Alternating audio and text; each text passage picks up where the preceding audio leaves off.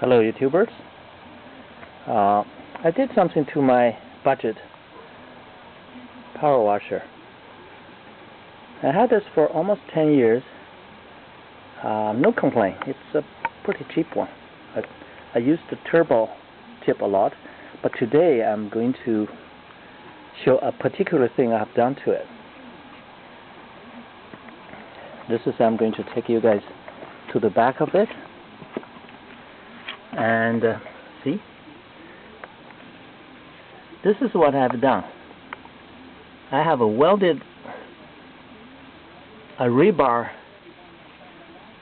braces in front and under those two outlets.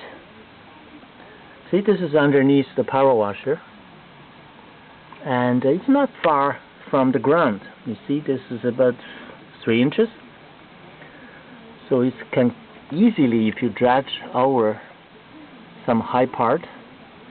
One day I was going onto the stairs and almost knock or break this piece. It looks like pretty fragile. It's no protection at all. I think many folks have broken this and then threw the machine away because it's a budget machine with 190 brakes and straighten. It's not bad. It's a good machine. However, they're made pretty less softball.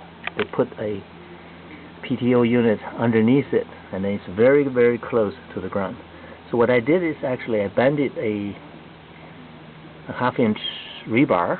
One side welded on this bracket, and on the other side welded onto the other bracket. And there's lots of room to put and take off the hoses, water, and high pressure. So this way, if you bump onto something, this rebar will bump it first. So it will give a little bit better chance for that to survive. And hopefully someone would, agree with me that even this simple design or attachment, put a bracket on there to protect this pretty fragile. It's a tin metal. It's aluminum or tin made. Takes nothing to bump it off. If you run over a rock or a piece of wood or a little stump, would take that off. So here we go.